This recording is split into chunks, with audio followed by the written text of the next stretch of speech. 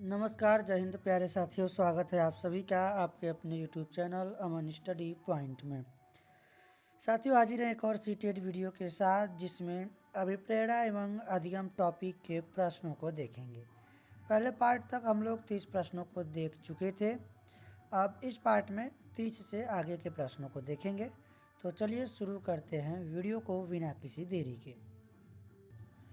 तो हम लोग 30 प्रश्न ये देखे थे कल के वीडियो में, यानी पिछले वीडियो में हम लोग जो देखे थे। उपलब्धि अभिप्रेरणा है, चुनौतीपूर्ण कार्य करने में डटे रहने की प्रवृत्ति। तो चलिए देखते हैं आज का प्रश्न ये है आपका। अधिगम के प्रक्रम में अभिप्रेरण सीखने वालों की स्मृति को तेज बनाता है, पुराने अधिगम से नए अधिगम को विभेदित करता है, एकदिशीय रूप से सोचने में सीखने वालों को प्रस्तुत करता है। एक दिशा माने एक ही दिशा में, तो ये तो आपका निगेटिव हो गया। नए सीखने वालों में अधिगम के लिए रुचि का सृजन करता है। ये हमारा सही आंसर होगा, ऑप्शन नंबर 4। चलेंगे अगले प्रश्न की ओर। तो अगला प्रश्न है साथियों ये, आप अपनी कक्षा के किसी बालक को पढ़ाने हेतु उसे प्रेरित करने का कौन सा तरीका उपयुक्त मानते हैं? बालक के आत्मसम्मान को सुरक्षित करना, उसकी प्रशंसा दूसरे बालकों के समक्ष करना, उसे सकारात्मक प्रलोभन देना, या फिर बालक के प्रेरकों का मार्गांतरीकरण करना। तो सही जवाब होगा ऑप्शन नंबर 4। चलेंगे अगले प्रश्न की ओर।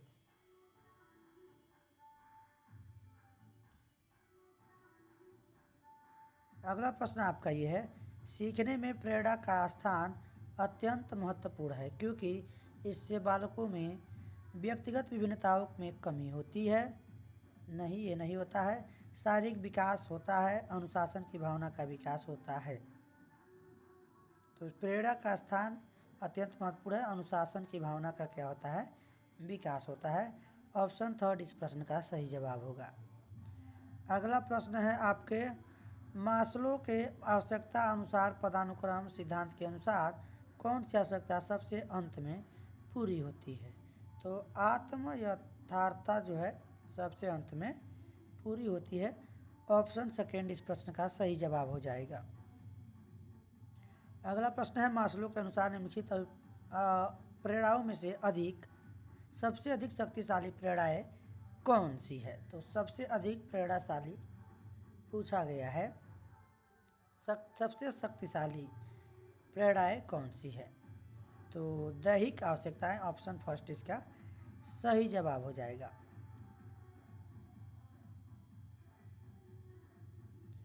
अगला प्रश्न है, प्रेरणा कोई भी विशेष आंतरिक कारक अथवा अवस्था है जो क्रिया को आरंभ करने अथवा बनाए रखने की प्रवृत्ति रखती है।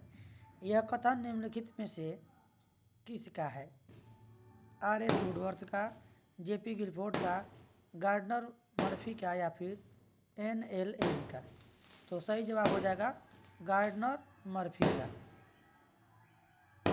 तो 3 के साथ आंसर लगाएंगे। चलेंगे अगले प्रश्न की ओर। अगला प्रश्न है साथियों आपका ये, एक प्रेरणा व्यक्ति की एक अवस्था अथवा उन्मुखता है जो कि उसे कुछ व्यवहार करने तथा कुछ लक्षणों को खोजने की ओर ले जाती है। प्रेरणा की यह परिभाषा निम्नलिखित में से किसने दी है? तो साथियों यह परिभाषा R.S. वुडवर्थ ने दी है। ऑप्शन इसका 3 वाला सही जवाब हो जाएगा। अगला प्रश्न है, अंतर्नोद उत्पन्न होता है। अंतर्नोद जो है यह आवश्यकता से उत्पन्न होता है। ऑप्शन नंबर 4 इसका सही जवाब हो जाएगा।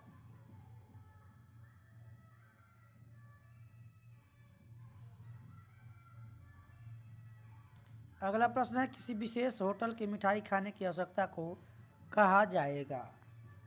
तो इसको कोई लोग भूख समझेंगे, भूख नहीं होगा, विशिष्ट भूख कहा जाएगा। ऑप्शन 2 इसका सही जवाब हो जाएगा।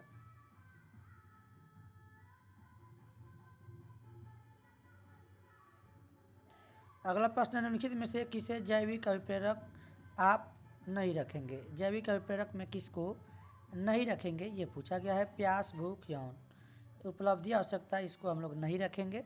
ऑप्शन 4 इसका सही जवाब हो जाएगा। निम्नांकित में से किस अभिप्रेरक को कुछ मनोवैज्ञानिकों ने जैविक तथा अर्जित दोनों ही श्रेणियों में रखा है? तो सही जवाब हो जाएगा लिंग, जेंडर। चलेंगे साथियों अगले प्रश्न की ओर। अगला प्रश्न है, जिन अभिप्रेरकों को व्यक्ति अपने सामाजिक वातावरण में सीखता है उन्हें कहा जाता है? तो सही जवाब हो जाएगा इसे सामाजिक वातावरण में जिसे सीखा जाता है अर्जित अभिप्रेरक कहा जाता है। ऑप्शन फर्स्ट इसका सही जवाब हो जाएगा। चलेंगे अगले प्रश्न की ओर। अगला प्रश्न आपका यह है, निम्नांकित समुच्चय में से कौन एक सामाजिक अभिप्रेरक का समुच्चय है? सामाजिक अभिप्रेरक पूछा गया है। उपलब्धि, संबंध, काम, इच्छा। देखिए ये जो है सामाजिक अभिप्रेरक नहीं है, भूख भी नहीं है, प्यास भी नहीं है। तो उपलब्धि, संबंधन, सत्ता एवं अनुमोदन। ऑप्शन फर्स्ट यहाँ पर इस प्रश्न का सही जवाब होगा। अगला प्रश्न आपका यह है, अभिप्रेरक के 3 प्रमुख तत्व बतलाए गए हैं, निम्नलिखित में से किसे उन तत्वों की सूची में सम्मिलित नहीं किया जा सकता है? तो इसमें जो है तनाव को नहीं सम्मिलित किया जा सकता है। आवश्यकता, प्रोत्साहन, प्ररोध को शामिल किया जा सकता है। 4 के साथ आंसर लगाएंगे। चलेंगे अगले प्रश्न की ओर। अगला प्रश्न आपका ये रहा, उपलब्धि अभिप्रेरक को किस श्रेणी में रखा जा सकता है? तो उपलब्धि जो अभिप्रेरक है साथियों इसको सामाजिक अभिप्रेरक में रखा जाएगा। ऑप्शन फर्स्ट सही जवाब होगा। अगला प्रश्न आपका ये रहा आपके स्क्रीन पर।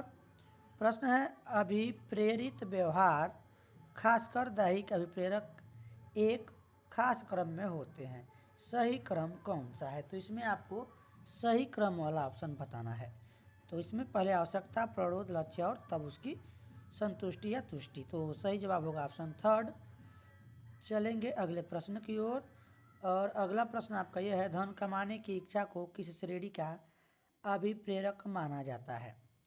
तो धन कमाने की जो इच्छा है इसको किस श्रेणी का अभिप्रेरक माना जाता है ये पूछा गया है, श्रेणी बताना है। सही जवाब आपका हो जाएगा बाह्य अभिप्रेरक की श्रेणी में इसको माना जाता है। ऑप्शन सेकेंड सही जवाब होगा। स्वतः अभिरुचि एक उदाहरण है। स्वतः रुचि बाह्य अभिप्रेरक नहीं होगा, ये आंतरिक अभिप्रेरक हो जाएगा। ऑप्शन सेकेंड इसका सही जवाब होगा। चलेंगे अब अगले प्रश्न की ओर। और अगला प्रश्न आपका ये है, अगर किसी भूखे व्यक्ति को टीएटी दिया जाए तो वह संभवतः कुछ नहीं कर पाएगा जब तक कि उसे कुछ खाना नहीं दिया जाता हो। ये तो पहले ही निगेटिव दिया गया है। ऐसी कहानी लिखेगा जिसका विषय भोजन एवं खाना खाने में संबंध रहेगा। ऐसी कहानी लिखेगा जिसमें भोजन और खाने के संबंध में व्यवहार की चर्चा नहीं होगी, ये भी निगेटिव हो गया। भरपेट भोजन किए हुए व्यक्ति के समान ही कहानी लिखेगा, नहीं ऐसा नहीं लिखेगा। वह जो है ऐसी कहानी लिखेगा जिसका विषय भोजन एवं खाना खाने के संबंध से संबंध रहेगा। तो सही जवाब हमारा जो जाएगा साथियों वो ऑप्शन नंबर सेकेंड के साथ जाएगा, क्योंकि जिस चीज़ की कमी आपको होगी, जिस चीज़ का कष्ट आपको होगा, उस चीज़ के संबंध में आप अच्छे से स्पष्ट रूप से लिख पाएंगे या फिर व्यक्त कर पाएंगे। तो सही जवाब जाएगा ऑप्शन सेकेंड के साथ। चलेंगे अगले प्रश्न की ओर। अगला प्रश्न आपका ये है, अभिप्रेरक के किस सिद्धांत में दैहिक आवश्यकताओं पर बल डाला जाता है? तो सही जवाब होगा आपका प्ररोढ़ सिद्धांत में। प्ररोढ़ सिद्धांत ऑप्शन सेकेंड के साथ आंसर लगाएंगे। चलेंगे अगले प्रश्न की ओर। निम्नलिखित में से सामाजिक मूल्य कौन सा है? सामाजिक मूल्य पूछा गया है। तो पहला तो आपका मूल प्रवृत्ति ये होगा नहीं, और प्राथमिक लक्ष्य सहायता परक व्यवहार सामाजिक मूल्य हो जाएगा। Option third. चलेंगे अगले प्रश्न की ओर। अगला प्रश्न आपका ये है साथियों, झूठ का पता लगाने वाला यंत्र सामान्यतया मापन करता है, यानी किसका मापन करता है? तो ये गैल्वेनिक त्वचा प्रतिक्रिया एवं रक्तचाप का ऑप्शन फर्स्ट इसका सही जवाब हो जाएगा।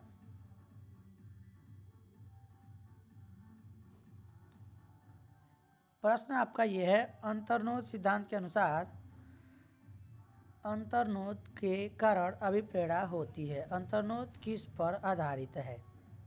तो यह साथियों आधारित है आवश्यकता पर। आवश्यकता यानी ऑप्शन नंबर 4। चलेंगे अगले प्रश्न की ओर। अगला प्रश्न है, जब दो अभिप्रेरणाएं आपस में मेल नहीं खाती है तो परिणाम होता है। जब दो अभिप्रेरणाएं आपस में मेल नहीं खाती हैं तो उसका परिणाम होता है साथियों ये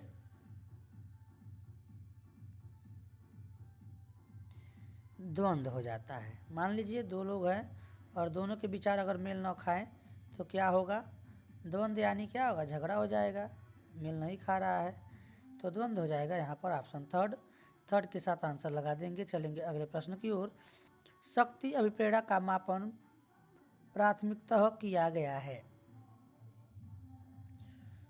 तो आपका ऑप्शन ये दिया गया है EPPS द्वारा, 16PF द्वारा, TAT द्वारा या फिर EPQ द्वारा। और सही जवाब आपका हो जाएगा ऑप्शन नंबर 3 TAT द्वारा। अगला प्रश्न है साथियों आपका ये, निम्नलिखित में से कौन सा अभिप्रेरणा के कर्षण सिद्धांत का प्रतिनिधित्व करता है? तो सही जवाब आपका जाएगा ये प्रत्याशा सिद्धांत, ऑप्शन थर्ड के साथ आंसर लगाएंगे। चलेंगे अगले प्रश्न की ओर। और साथियों आपको बता दें कि प्रीवियस ईयर जो क्वेश्चन पेपर है उसका वीडियो हमने चैनल पर अपलोड किया है, आप लोग जाकर एक बार ज़रूर देख लीजिएगा। मसलों की आवश्यकता सोपान क्रम में जैविक आवश्यकताओं के ठीक बाद आती है। तो ठीक बाद उसकी क्या आती है? सुरक्षा आवश्यकताएं। ऑप्शन फर्स्ट इसका सही जवाब है। चलेंगे अगले प्रश्न की ओर।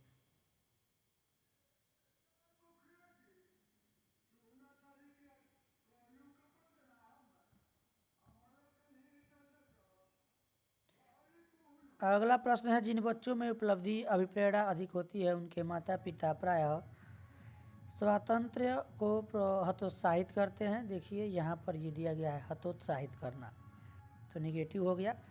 मानकों के प्राप्ति हेतु असफलता पर दंडित करते हैं, ऊंचे मानदंड स्थापित करते हैं, या फिर बच्चों के व्यवहार को बिना शर्त स्वीकार। देखिए बिना शर्त स्वीकार नहीं करेंगे, ऊंचे मानदंड स्थापित करते हैं। ऑप्शन थर्ड इसका सही जवाब होगा। अगला प्रश्न आपका यह है साथियों, जिस उद्दीपक से व्यक्ति को संतुष्टि होती है उससे उसमें सुखद भाव उत्पन्न होता है, दुखद भाव उत्पन्न होता है, संयोग। देखिए जिस उद्दीपक से व्यक्ति को संतुष्टि होती है तो उसके अंदर क्या होता है? उसे सुख मिलता है, यानी सुखद भाव उत्पन्न होता है। ऑप्शन फर्स्ट यहाँ पर सही जवाब हो जाएगा। तो आज का आखिरी प्रश्न है साथियों, अभिप्रेरित व्यवहार के बारे में निम्नलिखित में से कौन सा सही नहीं है?